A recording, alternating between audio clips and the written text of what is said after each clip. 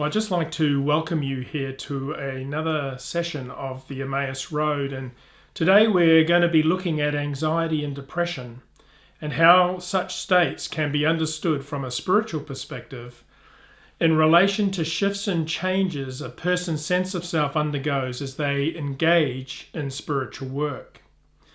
So I need to emphasize that in dealing with this topic, we are taking a perspective on anxiety and depression as it relates to states that arise from the ongoing work of self-examination and repentance, and the impact that this has on the structure of our sense of self.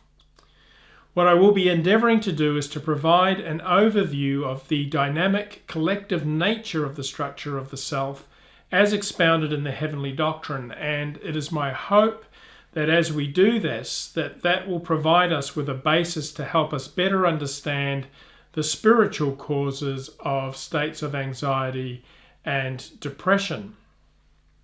So in opening, I would just like to read a few passages of scripture and then some passages from the heavenly doctrine, and this will serve just as an introduction to our topic. So the first reading is from Psalm 91, verses 1 to 16. He who dwells in the shelter of the Most High will rest in the shadow of the Almighty. I will say of the Lord, He is my refuge and my fortress, my God in whom I trust. He will cover you with His feathers, and under His wings you will find refuge. His faithfulness will be your shield and rampart.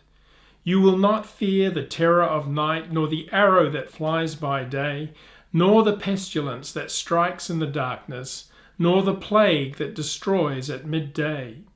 1,000 may fall at your side, 10,000 at your right hand, but it will not come near you. For He will command His angels concerning you to guard you in all your ways. Because He loves me, says the Lord, I will rescue Him. I will protect him, for he acknowledges my name. He will call upon me, and I will answer him. I will be with him in trouble. I will deliver him and honor him.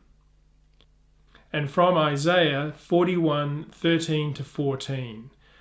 For I am the Lord your God, who takes hold of your right hand and says to you, do not fear, I will help you. Do not be afraid, for I myself will help you, declares the Lord, your Redeemer, the Holy One of Israel.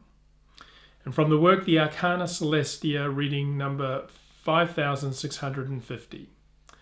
Before the natural man is joined to the spiritual, or the external man to the internal, he is left to consider whether he wants the strong desires that spring from self-love and love of the world, also such ideas as he has used to defend those desires, to be done away with, and whether he wants to surrender dominion to the spiritual or internal man.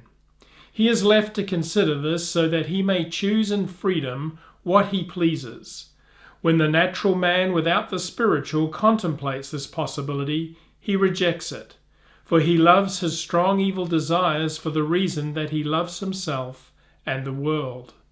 Such a contemplation fills him with anxiety, and he imagines that if those desires are done away with, his life would be finished, for he locates everything in the natural or external man. Alternatively, he imagines that after they have been done away with, he will be left with no power of his own, and that all his thought, will, and action will come to him through heaven, so that he will no longer have any responsibility for these. Once the natural man has been left to himself in this condition, he draws back and becomes resistant. But when some light flows from the Lord through heaven into his natural, he starts to think differently. That is to say, he now prefers the spiritual man to have dominion, for then he is able to think what is true and to will what is good, and so is better able to enter heaven, which is not possible if the natural man has dominion. And when he considers that all the angels in the whole of heaven are like this, and as a consequence experience joy defying description, he goes to war with the natural man and at length wishes to make the same subject to the spiritual. This is the condition into which someone who is to be regenerated is brought, so that he can in freedom turn where he wills, and insofar as he does in freedom turn in that direction, he is being regenerated.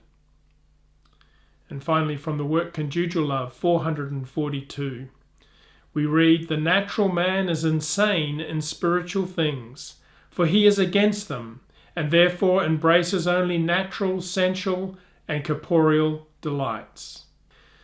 So the realization that the proprium is insane is something few ever come to see, at least in this life.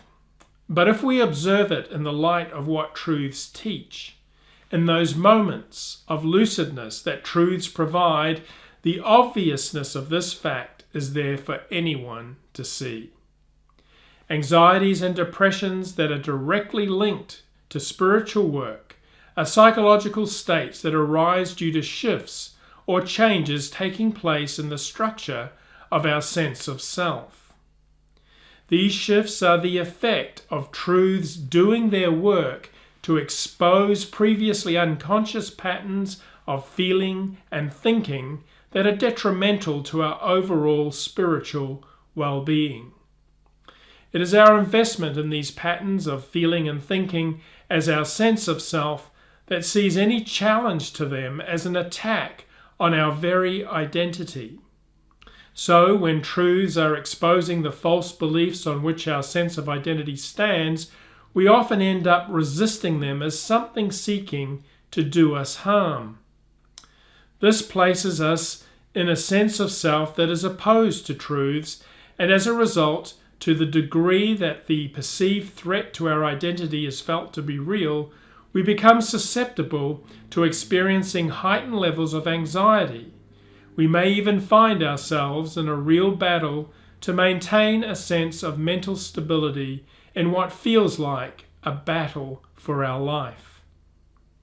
And should these states of fear and anxiety persist, we may even find ourselves in a struggle against feelings of depression due to the rising hopelessness of ever finding our way clear of these unwanted states of mind.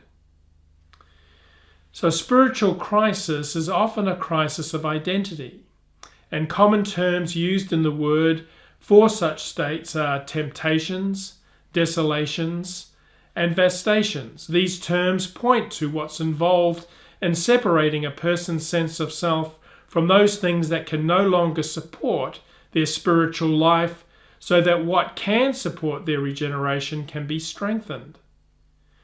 When the self-image we hold to is brought before the light of what truths teach, and a crisis in identity ensues, it is often because the process leads us to see we are not who we thought we were. A strong sense of identity is integral to maintaining states of psychological stability through which we are able to experience a sense of well-being. But contrary to popular belief, spiritual work is not about maintaining a sense of well-being.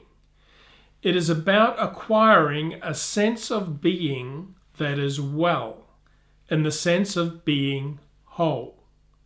The point is that a sense of well-being isn't necessarily an indication of being well or whole, spiritually speaking. In logopraxis work, we are deliberately shining a light onto a self, that is the proprium, that is anything but whole. And the presence of that light creates disruption because it confronts us with the many contradictions that exist in what we take to be ourself. We begin to come to see, through reflecting on our states of mind and life, that how we like to see ourselves is not supported by the feelings, thoughts, and behaviors we habitually engage in. So honest self-examination reveals that the vision of the self that the Lord offers us through His Word is nothing like the self we have been living from for most of our life, and this, understandably, can be extremely unsettling. In the work The Apocalypse Explained, number 80, we read this: all who come suddenly from self-life into any spiritual life are at first afraid, but their life is renewed by the Lord. This renewal is effected in this way, that the divine presence and fear on account of it are accommodated to reception. The Lord is present indeed with all in the universe, but not more nearly or remotely according to the reception of good by means of truths with them from him. For good is that in which the Lord is present with angel, spirit, and man.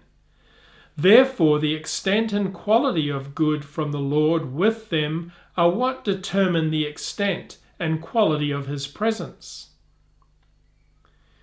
If the presence goes beyond this, there is anguish and tremor, but by accommodation to reception, there is renewal of life. So the word makes it clear that no one exists as an independent self or has an existence apart from others. This can certainly be appreciated on the external plane of life if we care to reflect on just how much our sense of who we are is tied to our connection with others. This connection with others as a basis for our identity is even truer internally, on the level of our spirit. The picture the word offers us of what we take to be our self is of a being made up of countless other beings, so interconnected that when viewed from the highest perspective appears as a one or a collective human being. The structure of the self on the level of our spirit is a multiplicity involving many spiritual beings, each of which draws its sense of identity from its connections with every other spiritual being in the whole complex. The word points out that our existence is so entwined with other spirits that should these connections be severed so that we stood alone, we would effectively cease to exist. In the work The Arcana Celestia number 2556, we read this: the fact of the matter is that man, as regards his spirit, is joined to those outside of him in such a way that if he were deprived of that connection, he would not remain alive for a single instant. This may also be recognized from the consideration that anything unconnected cannot possibly exist, and that anything unconnected perishes in an instant. And following on from this, in the Arcana Celestia number 10,483, subsection 2, says this: what hell's opening is meant by the gate of this camp must be stated briefly. Each hell is closed all the way around it, but it is opened above as necessity and need demand. It is an opening into the world of spirits, the world that lies midway between heaven and hell.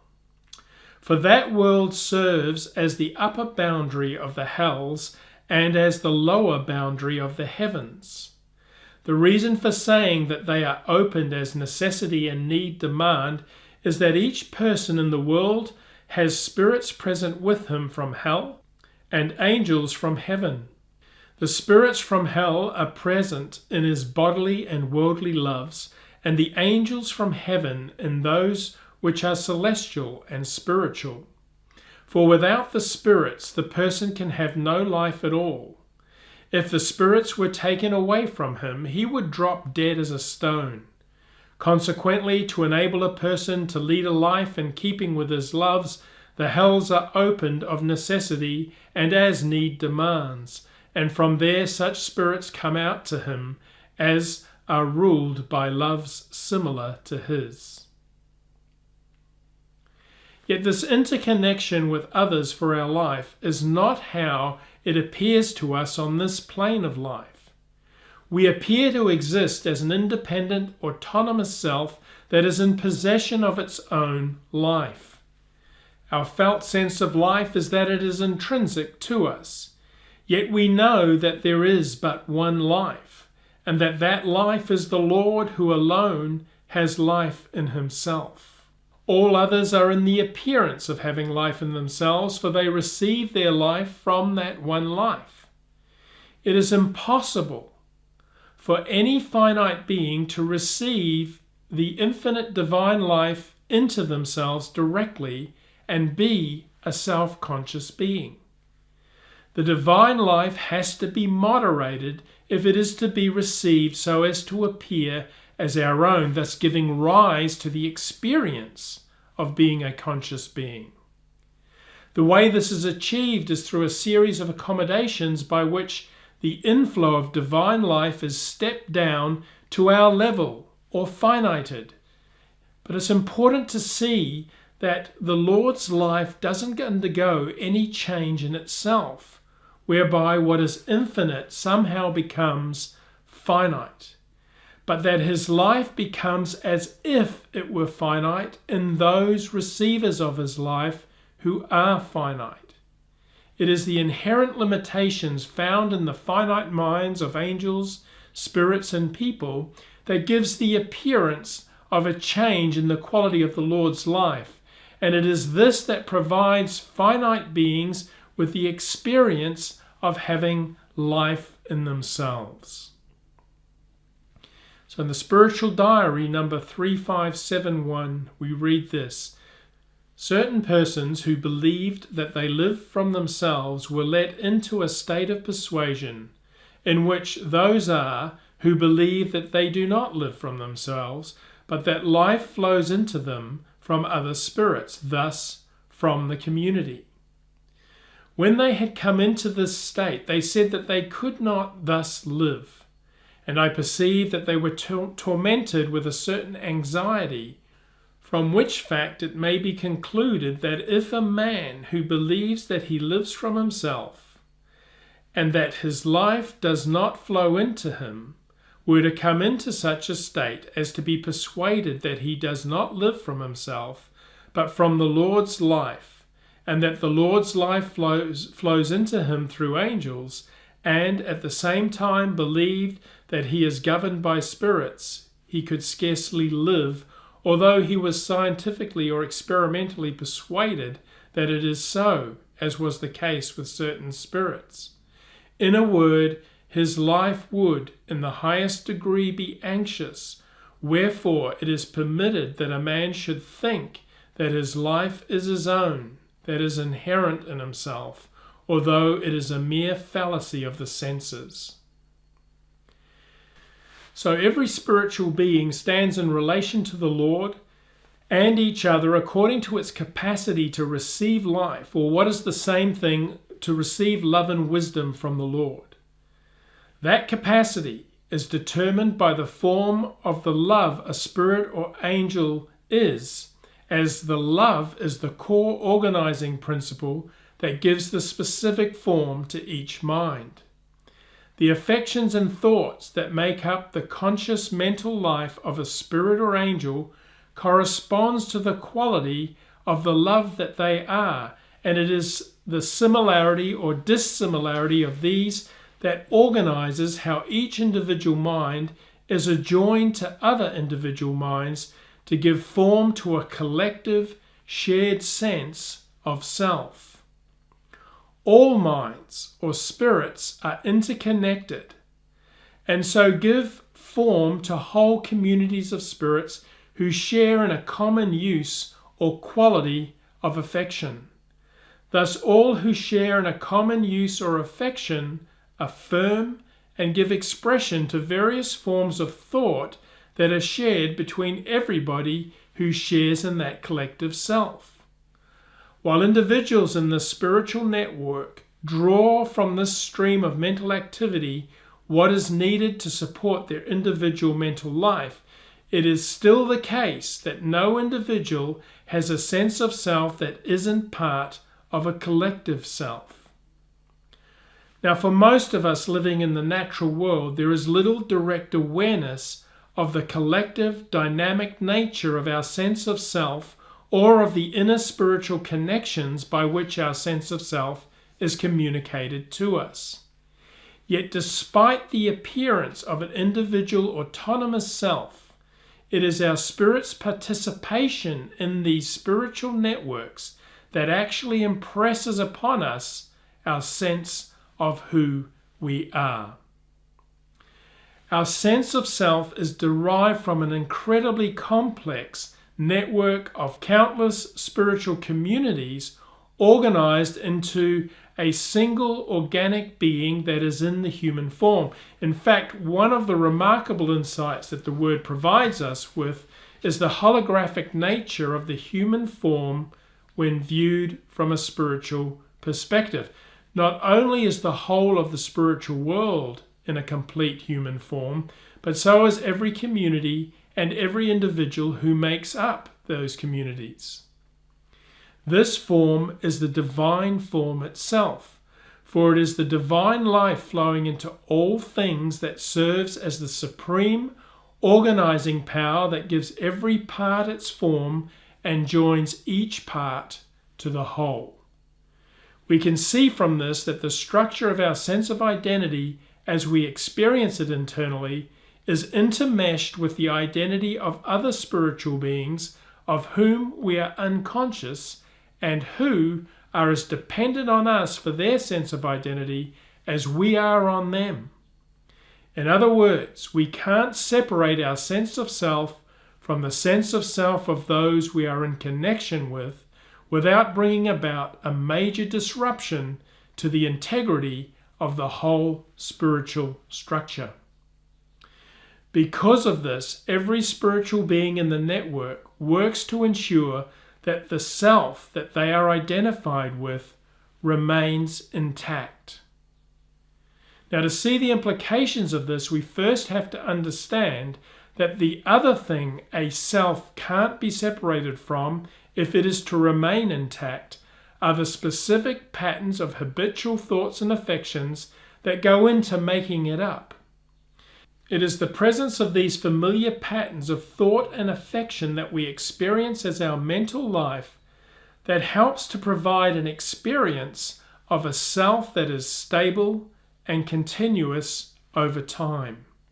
We can see then that the term self can be thought of as a container that holds together a specific arrangement of affections and thoughts in an organic form.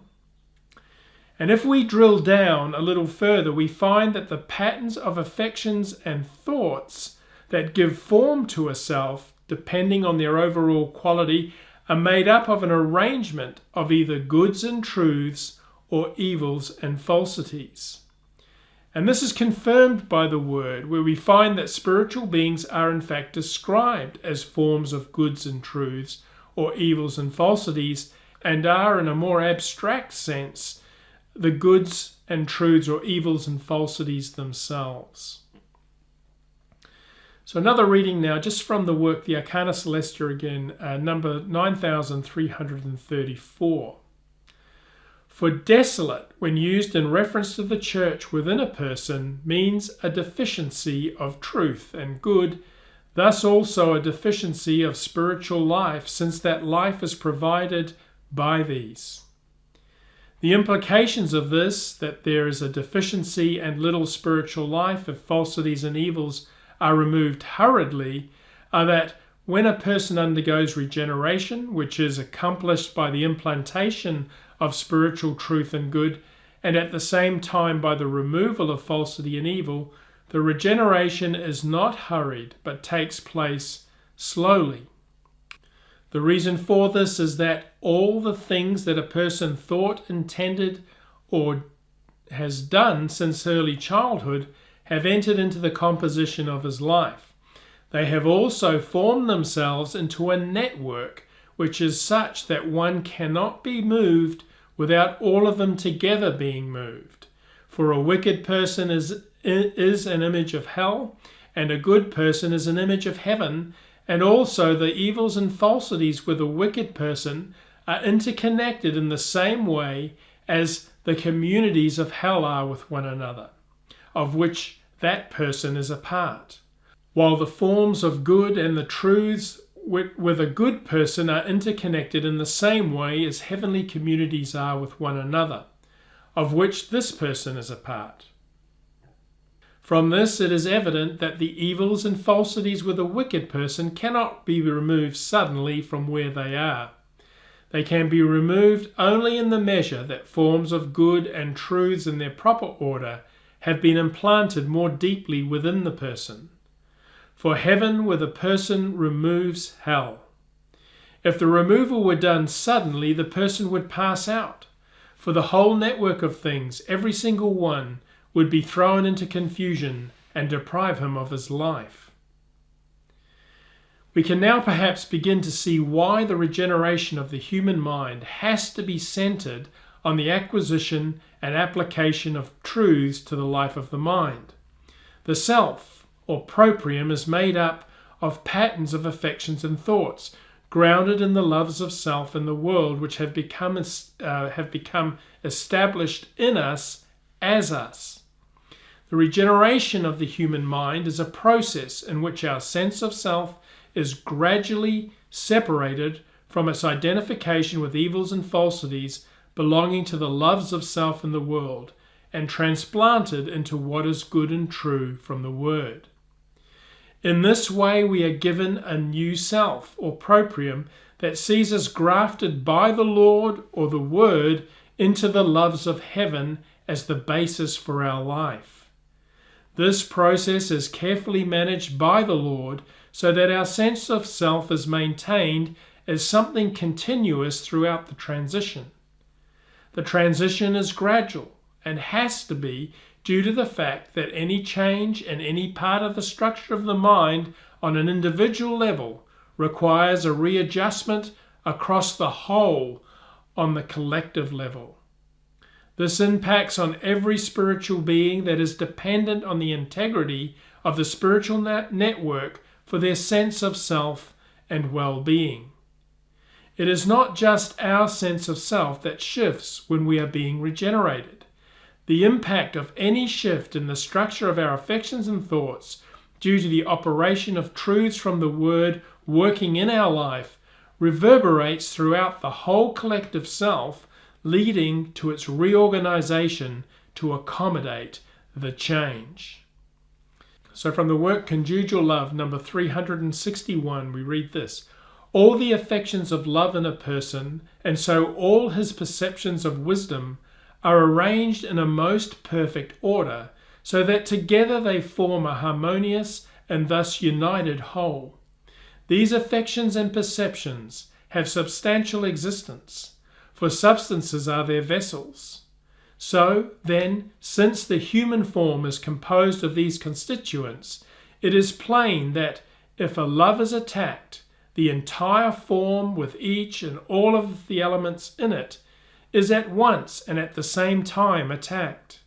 Moreover, because all living things have implanted in them from creation a will to remain in their own form, the whole organism wills this on behalf of its single parts, and the single parts on behalf of the whole. Therefore, when a love is attacked, it defends itself through its intellect, and the intellect through rational and conjectural appraisals by which it pitches to itself the outcome. Especially does it do so by such contemplations as are bound together with the love that is being attacked. If it did not do this, by the loss of that love, the whole form would be upset. So it is, then, that to repel attacks, love hardens the substances of its forms and erects them, so to speak, into crests like so many bristles. That is to say, it stiffens itself. Such is the nature of love when provoked, which is called zeal. Accordingly, if it is not given a chance to resist, anxiety and anguish arise because it foresees the destruction of its inner life and the delights accompanying it. On the other hand, if the love is placated and soothed, that form relaxes, softens, and expands, and the substances of the form become soft, mild, gentle, and pleasant. So from a logopraxis perspective, we see that as soon as we begin to apply truths from the Word to examine the quality of the affections and thoughts arising in our awareness, some level of internal disruption can be expected. The intentional practice of applying truths to the life of the mind and the work of self-examination and repentance immediately places stress on the established spiritual structure that gives form to the collective self. This in turn causes a reactive response from those who depend on the collective self for their identity, as they seek to do whatever they can to reduce the threat to the integrity of the structure. Understandably, levels of fear and anxiety are likely to increase within the collective self as the realization dawns on those who make it up that they face the very real prospect of losing the basis for their life. On the natural plane of our awareness, a kind of transference may occur by which the fear and anxiety belonging to these spiritual associations gets communicated through influx to us. In such cases, we may find ourselves experiencing feelings of anxiety and or depression that we can't attribute to any obvious cause other than our work with truths from the Word. The temptation is to draw back from working with truths in the hope that this will return us to a more pleasant state of mind. But if we can see such states as a defensive strategy of the proprium to pressure us to withdraw from working with truths to examine our mental life, then perhaps we will be better equipped to navigate states of mental discomfort in order to see the process through to its end. In the work The Arcana Celestia, number 3471, subsection 2, we read this: "The reason why there was grief at first is that when truths are brought into association with natural good, they give rise to grief initially, since they weigh down the conscience and cause feelings of anxiety owing to the presence of cravings with which spiritual truth conflicts. But this initial grief lessens gradually and at length disappears. It is like the body when feeble and ill, having to be restored to health by painful remedies. While in that condition, it at first suffers pain and grief." And from the work The Apocalypse Revealed, 511, "And great fear fell upon them that saw them," signifies commotion of mind and castanation at divine truths. Fear has various significations according to the thing which causes it. Here, great fear signifies commotion of mind and castanation of divine truths, for divine truths have these effects with the evil, for they terrify them when at the same time they hear of hell and eternal damnation. And from the work Heaven and Hell, number 488, "All who are in evil and who have established themselves in falsities in opposition to the truths of the Church, especially those who have rejected the Word, flee from the light of heaven and take refuge in caves that appear at their openings to be densely dark, also in clefts of rocks, and there they hide themselves. And this because they have loved falsities and hated truths. For such caves and clefts of rocks, as well as darkness, corresponds to falsities, as light corresponds to truths. It is their delight to dwell in such places, and undelightful to dwell in the open country." So long as we remain identified with the proprial self as ourself, there will be an active resistance to the implantation of truths into our life in which a new sense of self can be established. The false beliefs and evil delights we are identified with as ourself have to be displaced first before a new identity or proprium can be built up, grounded in the goods and truths we have acquired from the Word. The difficulties we face on our side of this process is that it all takes place on the unconscious level of the mind or spiritual world. Feelings of anxiety and depression that arise due to shifts and changes in the structure of the self aren't generally accompanied with a clear sense of what's happening to us. But we can be reassured that such states are to be expected when we engage in inner work, these being the outworking of our work with truths, weakening our attachment to evils and falsities, so that what is of the Lord in heaven can be firmly established in us at the natural level of our life as the basis for a new, regenerated sense of self. Major transitions in the spiritual life invariably involve states of chaos before there can be a reordering of our spiritual associations and a return to a relatively stable state. One of the benefits of having a better understanding of these kinds of processes is that it can help us to maintain some level of detachment from the negative states that arise in the process. We see that we shall be returned to a state of peace once the turmoil has passed. In the meantime, we can have confidence that the Word is well able to carry us through phases of disruption and the reordering of our identity.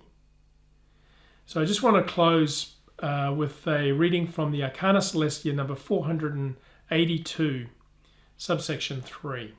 Before anything is reduced into a state of order, it is most usual that things should be reduced into a confused mass or chaos, as it were, so that those which do not well cohere together may be separated. And when they are separated, then the Lord disposes them into order.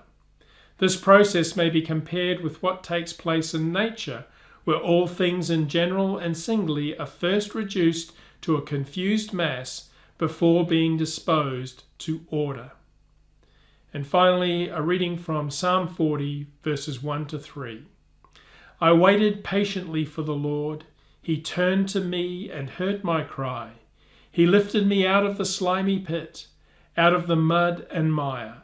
He set my feet on a rock and gave me a firm place to stand. He put a new song in my mouth, a hymn of praise to our God. Many will see and fear the Lord and put their trust in him. Amen.